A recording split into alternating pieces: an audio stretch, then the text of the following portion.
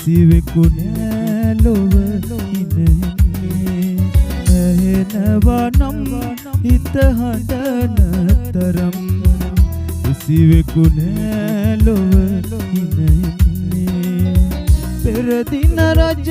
මధుරක වුනේ අද මා මග සැතපෙන්නේ ඇහෙනවා නම් හිත හඬන තරම් කිසිවෙකු නෑ